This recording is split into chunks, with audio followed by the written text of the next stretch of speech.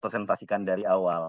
Nah, sesuai dengan topik kita pada pagi hari ini kan becoming global player in international Islamic banking industry ya. Dan talk show ini sendiri berbicara tentang arah inovasi perbankan syariah. Nah, kalau saya sih terus terang sangat kagum dan senang sekali dengan paparan dari Pak Banjaran tadi selaku Chief Economist dari Bank Syariah Indonesia. Dan memang sepertinya insya Allah masa depan perbankan syariah kita nih akan lebih baik lah kalau kita bandingkan dengan 30 tahun yang lalu ya. Kalau kita lihat fase pertama ketika muamalat berdiri sendiri itu cukup lambat. Kemudian agak sedikit cepat setelah ada undang-undang perbankan syariah. Hanya saja kemudian terjadi krisis global dan eh, apa namanya segala macamnya itu sampai 2013 tuh pertumbuhan yang pesat tadi berhenti 2013 sampai sekarang. Nah, ini kemudian lambat lagi. Nah, ini memang menjadi PR buat kita semua ya. Alhamdulillah sudah ada BSI, tetapi BSI satu saja itu bukan solusi. Karena masih ada bank-bank syariah yang lain ya, unit-unit usaha syariah yang lain yang memang perlu dipikirkan juga keberadaannya ke depan seperti apa. Tapi itu kalau kita bicara perbankan syariah saja. Nah, kalau kita lihat perbankan syariah Indonesia di pentas dunia, nah itu tadi agak di bawah tuh posisinya. Mungkin memang ada 7, 10 dan segala macamnya ya. Tapi kemudian kalau kita bandingkan dengan jumlah penduduk muslim terbesar di dunia ya, Indonesia itu masih terbelakang sebenarnya. Apalagi kalau kita bandingkan dengan perbankan konvensional keseluruhan baik di dalam maupun di luar negeri. Nah, pada beberapa kesempatan saya sering mengingatkan waktu itu uh, Bill Gates pernah berkata, banking is important, but bank is not. Artinya memang sistem perbankan selaku financial intermediary itu memang dibutuhkan.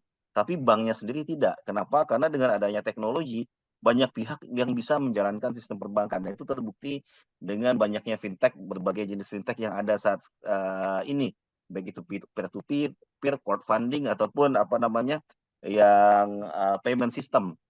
Hanya saja ternyata dari kita lihat dalam 2-3 tahun belakangan, nah fintech itu bukan jadi masalah buat bank besar, tapi buat bank kecil. Nah itu isunya. Nah kalau kita bilang ya yang apa namanya, kalau kemudian orang bilang apa namanya bank itu tidak penting, terutama bank kecil ya jatuhnya mungkin barangkali ya. Nah PR-nya justru di perbankan syariah Indonesia yang mungkin size-nya masih kecil-kecil. Nah, untuk terus bertahan hidup, mereka perlu inovasi. Nah, inovasi ini itu tidak murah gitu loh. Nah, ini yang kemudian menjadi suatu tantangan bersama ya untuk perbankan syariah di seluruh Indonesia. Bukan hanya BSI saja, kalau BSI sih rasanya tidak akan kesulitan, ataupun mungkin UUS yang dimiliki oleh bank syariah besar. Tapi barangkali kalau bank induknya juga relatif sedang atau kecil, UUS-nya juga kecil, nah ini yang kemudian menjadi PR. Nah, tapi aspek teknologi seperti itu hanya satu aspek dari apa namanya inovasi. Satu aspek lainnya itu adalah aspek syariah. Saya masih ingat sama Pak Lukian ya waktu di KNKS kita keliling ya Pak Lukian ya. Kan diminta untuk membesarkan aset perbankan syariah Indonesia tuh. Untuk membesarkan aset kan penting itu sebenarnya modal. Kalau modalnya besar ya bank punya apa namanya berdasarkan minimum capital requirement aja lah punya kuat engine buat menambah jumlah simpanannya dan menambah jumlah pembiayaannya. Tapi kalau modalnya kecil, itu masih terbatas. Nah, tapi ketika kita minta ke pemilik modalnya untuk nambah modal, jawabannya adalah begini, ya kami belum menemukan perbedaan yang signifikan antara syariah dan konvensional gitu. Masih mirip-mirip aja model bisnisnya. Tapi kalau mirip-mirip saja, ya baik kami menyalurkan sendiri. Kenapa? Karena ketika kami menyalurkan, pendapatan kami lebih besar. Ya, karena economic of scale-nya bank syariah yang kecil tadi, tentu fasilitasnya terbatas, dananya juga mahal, dan yang nabung sedikit, yang bisa pembiayaan juga relatif yang mungkin kualitasnya lebih rendah dibandingkan dengan nasabah bank besar. Akibatnya apa? NPL-nya naik, NPL naik, provisi tinggi. Ketika provisi tinggi, tentu return of equity rendah. Nah, itulah yang bikin bank induknya agak eksisten ya untuk apa namanya menambah modal. Tapi kan pertanyaannya bank syariah bisa melakukan inovasi. Nah, itu agak sulit ya melakukan inovasi kalau mungkin ya ini bukan saya yang bilang ya, bank syariahnya sendiri dan bank induknya yang mengatakan sumber daya manusia di bank syariah terbatas untuk memiliki kapasitas melakukan inovasi. Nah, ini tadi juga di awal-awal kalau nggak salah ada yang menyebutkan juga tentang SDM ya, SDM perbankan syariah. Lalu kita juga minta tuh kepada pemilik pemilik dana yang paling besar di Indonesia, yaitu pemerintah. Pemerintah juga menyatakan hal sama ya, ngapain kami mindahin uang dari kantong kanan ke kantong kiri, kami belum melihat bedanya gitu. Nah, kemudian kita pergi lagi ke pengusaha swasta yang non muslim dan mereka sebenarnya tertarik, hanya saja mereka pertanyaan sama, bedanya apa, nilai tambahnya apa untuk kami. Nah, ini yang kemudian mungkin harus menjadi PR kita ketika kita berbicara inovasi perbankan syariah ke depan. Mungkin begitu sebagai pengantar, Bu Tika. Ya, baik, terima kasih banyak, Pak Ronald ya, sudah disampaikan, tadi. Saya pikir pandangannya sangat lugas ya, dan, apa namanya, dengan banyak, pengalaman dari Pak Ronald selama ini, jadi tidak hanya berbicara tataran teori, tapi juga sudah melakukan, praktis yang cukup banyak. Jadi, cuman saya bertanya ini Pak Ronald sebagai akademisi ya, yang mungkin memandang ini dari sisi luar. Kalau menurut Pak Ronald bagaimana sih evaluasi ya, inovasi perbankan syariah yang, sampai saat ini yang sudah dilakukan? Bagaimana, Pak? Terima kasih, Bu Tika. Kalau kita bicara inovasi, sebenarnya inovasi itu sangat berjalan, terutama dalam beberapa waktu terakhir ya, terutama lagi oleh BSI dan bank-bank syariah yang relatif besar, termasuk unit usaha syariah yang dimiliki oleh asing. Nah, kalau dulu kan sering banyak yang bilang ya, pelayanan bank syariah tidak bagus, bla bla bla. Nah, ini dalam beberapa tahun terakhir ini catch-up-nya, mengejarnya itu sudah sangat-sangat baik sih kalau menurut saya. Kalaupun masih ada keluhan ya mungkin wajar ya, namanya juga proses gitu. Tetapi kemudian kembali kalau kita lihat ke belakang ya, perbankan syariah di Indonesia ini kan baru mulai 90-an. Malaysia mulai 83, GCC itu mulai dari 70-an. Yang menarik itu memang di Malaysia sebenarnya, karena mereka selalu menjadi pionir untuk melakukan inovasi. Contohnya Mmm, sukuk ya, sukuk itu kan yang, iya, yang mengenalkan pertama kali kan Malaysia gitu kan. Walaupun sukuk awal mereka nggak laku ya dengan akad murabahah yang mereka, pakai. Eee, sem eee, se mungkin sebentar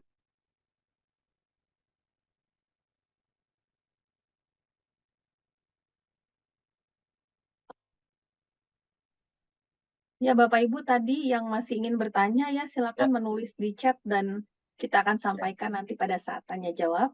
Silakan Pak Ronald, silakan oke. Nah melanjutkan. kemudian apa namanya, tetapi mereka kemudian mencari inovasi, sukuk seperti apa yang bisa diterima, datanglah dengan sukuk ijarah, itu inovasi pertama. Kemudian inovasi kedua mungkin, Bu Tika mungkin belum datang ya waktu itu ya di Malaysia. Itu kalau sekarang kita melihat ada pembiayaan musyarakah mutanakisah.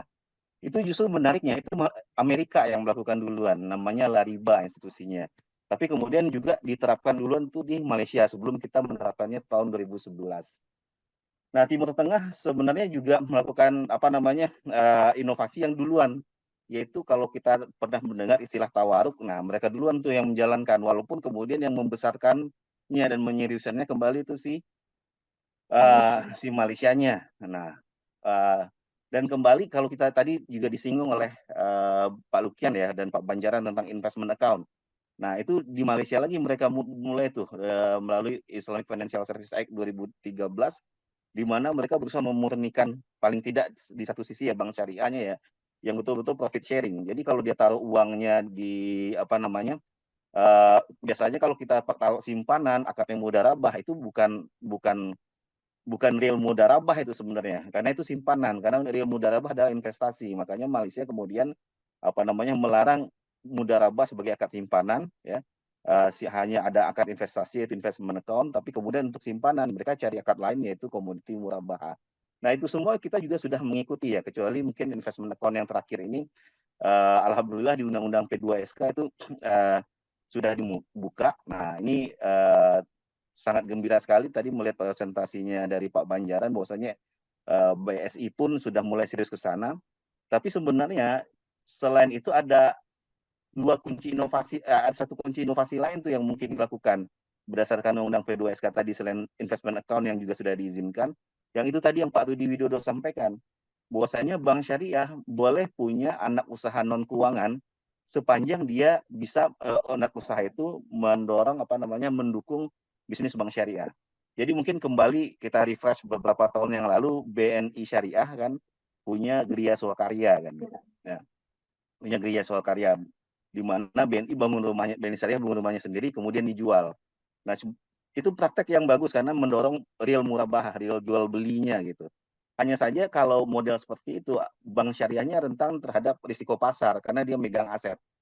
Ya, jadi waktu kita menyusun undang P2SK saat itu, nah waktu itu kami usulkan bahwasanya mungkin lebih baik dan lebih aman kalau bank syariah punya anak usaha saja ya yang bergerak di sektor itu sehingga mereka lebih paham bisnisnya dan bisa bank syariah jadi punya dua apa namanya sumber pendapatan. Yang pertama adalah mengunci penjualan ya kalau orang misalkan bank syariah punya developer sendiri atau dealer motor sendiri, kalau ada nasabah datang, nah mereka tuh tinggal beli ke dealernya, dealernya tinggal membelikan mereka ke bank syariah. Kalau sekarang kan dealer itu bisa kemana aja yang nawarin mereka lebih tinggi. Tapi kalau bank syariah yang punya, itu kan bisa dikunci. Yang kedua bisa dapat dividen juga tuh dari uh, anak usahanya itu sendiri. Jadi sebenarnya dengan undang-undang P2SK sekarang ya, inovasi perbankan syariah itu bisa lebih cepat itu menurut saya. Baik baik. Itu sepertinya kalau produk Gria nanti harus di-cross check ke Pak Lukian ya, rasanya masih ada di BSI atau sudah nggak ada lagi ya? Saya pikir itu inovasi yang luar biasa yang sudah diterapkan oleh, BNI Syariah dulu. Lalu mungkin jenis dari industrinya sekarang sudah ada juga yang sifatnya venture capital ya, mereka membuat venture capital di bawah, perbankan gitu, mungkin ini salah satu, bagaimana caranya untuk connect kepada sektor real. Nah, dengan inovasi ini, seperti ini ya, sebetulnya agak unik ya yang dimiliki oleh perbankan syariah, ada investasi-investasi langsung. Menurut Pak Ronald gimana sih peluang perbankan syariah ini dalam mendisrupsi industri perbankan secara umum di Indonesia? Sebenarnya peluangnya sangat besar, tapi kalau kita tarik lagi ke 30 tahun yang lalu ya, ketika Bank Muamalat pertama kali didirikan, sebenarnya disrupsi itu sudah bisa dilakukan pada saat itu, tapi kita menunda. Nah, disrupsi apa? Nah, mungkin lihat aja sekarang, kan fintech dibilang itu mendisrupsi sektor keuangan. Tapi Hmm. apa yang dilakukan oleh fintech? Mereka kan menawarkan peer-to-peer lending kan. Mereka cari orang yang perlu dana, cari investor, siapa mau danain mereka. P2P, crowdfunding, ya kurang lebih begitu aja lah modelnya. Nah, kalau mau jujur, itu kan modelnya adalah model mudharabah dan musyarakah kan. Hanya saja dulu ketika para akademisi dan para syariah scholar ngotot nyuruh bank syariah minta lakukan itu, bank syariah bilang, mana ada orang yang mau nabung, mau rugi gitu. Nah, ya memang sih kalau dia tujuannya adalah nyimpan ya nggak mau lah. Tapi kalau ada yang mau investasi, ya pasti dia mau. Contohnya lagi sebelum adanya fintech itu, adanya reksadana itu juga adalah satu contoh. Sebenarnya investor itu ada dan ini Bank Syariah udah lewat nih, melewatkan momen itu walaupun sebenarnya nggak ketinggalan juga kalau mau serius ya. Nah, tapi bicara tentang disrupsi, kalau kita bicara tentang unicorn yang sukses, kunci sukses mereka itu apa? Mereka pintar mencari problems. Sebenarnya problemsnya apa gitu, dan bagaimana kita bisa solve the problems gitu. Kalau bicara financial intermediary ya target marketnya adalah mungkin misalkan orang yang ingin berusaha atau UMKM lah jatuhnya. Masalah mereka adalah mereka tidak punya modal atau modal yang terbatas dan tidak punya agunan atau agunan yang terbatas. Nah, memang PR-nya itu di sini nih, bagaimana bisa ya memberikan pembiayaan terutama yang tadi mudharabah dan musyarakah tadi buat orang yang mungkin belum punya agunan dan dananya terbatas. Nah, bank pasti akan reluctant, wajar karena bank juga mengelola uang orang gitu. Tetapi kalau orang-orang ini bisa dijamin misalkan relatif lebih aman karena ada buyernya yang sudah ready, mengapa tidak? Nah, model seperti ini kan sudah terbukti di fintech-fintech yang memberikan receivable financing kan. Nah, cuman kalau mungkin di-advance-kan sedikit ya, sebelum receivable receivable financing itu pasti sudah ada ordernya sebelumnya. Nah, kalau bisa dicari ultimate buyer-nya terlebih dahulu, diikat kerjasama, ya, kemudian pembayarannya harus lewat bank, dan kemudian si penyedianya, si pekerjanya tadi kemudian kalau harus supply barangnya tuh bank syariah yang belikan. Nah, itu kan lebih aman karena uangnya keluar lewat bank syariah, kemudian uang masuknya juga lewat bank syariah. Nah, tapi ini mungkin perlu suatu mekanisme atau sistem yang juga dibuat seperti terlebih dahulu sehingga itu lebih aman. Itu contoh salah satu. Tadi dari datanya Pak Lukian, Pak Rudi atau Pak Lukian ya. Tadi itu juga bagus tuh tentang Gen Z atau Pak Rudi ya kayaknya ya. Pak Rudi ya, Nah itu, Pak Rudi. kelihatan tuh mereka belum punya rumah. Ya masalahnya rumah kan juga sekarang mahal kan. Backlog perumahan Indonesia itu adalah 12 juta, sekitar 12 juta rumah. Nah, kalau kita lihat tren di negara lain, mereka ada skema rent to own namanya. Sewa aja dulu gitu, sampai punya modal baru ajukan pembiayaan beli gitu. Nah, sebenarnya kan itu bisa Sama pakai akad kita ya. ijar. Iya, Akad ijarah. ijarah. Jadi banknya beli dulu ya, tadi kalau dia punya developer ya developernya bangun, banknya beli, ya udah disewain aja dulu, tapi harganya diikat. Mungkin maksimum 5 tahun misalkan. Sepanjang dia bayar sewa dan sewanya dalam tanda kutip ya kurang lebih sama dengan bunganya konvensional misalkan, kan investor juga tenang aja. Nah, tetapi saat itu mereka tetap harus nabung gitu, nabung DP-nya ya. Ketika udah kekumpul, barulah kemudian ya akad pembiayaannya dimulai. Barangkali bisa seperti itu. Dan sudut pandang manajemen risiko pun rasanya juga relatif lebih aman karena sudah kelihatan tuh kemampuan mereka sebelum kemudian pembiayaan diberikan. Masih banyak lagi sih sebenarnya yang nanti mungkin Pak Hari bisa menambahkan nih karena kebetulan kita mendiskusikannya sama Pak Hari Alexander di BPKH. Pembiayaan hak kekayaan intelektual. Nah, itu juga peluang. Cuman memang kita agak ragu ya kalau mungkin pemerintah dan OJK ya. OJK yang terutama mungkin Pak Rudi bisa tambahkan masih agak ragu tuh. Ahmad Dhani aja mau once berantem tentang lagu-lagu Dewa Intellectual ini property gimana ya. gitu. Terakhir siapa lagi kemarin tuh si Anji sama vokalis Raja ya saya lupa ya. Ya cuman itu tapi sebenarnya semuanya memungkinkan kalau kita intinya lagi nih bisa cari ultimate buyer-nya siapa. Misalkan dia pelaku industri kreatif, dia harus bikin foto atau video atau apalah gitu. Kalau dia menggadaikan hak kekayaan intelektualnya ke bank, bank kan juga kagak paham tuh bagaimana cara menilainya, bagaimana cara eksekusinya. Mungkin teori saya aja, asumsi saya aja. Dia bisa gadaikan ke production house-nya kemudian dia deketin bank syariah supaya bank syariah nalangin dia dan melingkan bank syariah sama ultimate buyer tadi si production house tadi. Production house tadi bisa pakai akad salam minta bank syariah yang bikinin ya. Pakai akad salam atau akad istisna itu hanya tergantung mekanisme pembayarannya. Kemudian bank syariah lah yang kemudian menalangin dulu bukan industri kreatifnya. Di sudut bank dia aman juga. Kenapa? Karena dananya sudah masuk dari si yang mengorder gitu kan. Nah, ini mungkin juga bisa menjadi solusi atas minimnya akad salam dan istisna yang ada selama ini. Mungkin kurang lebih seperti itu, Bu Tika.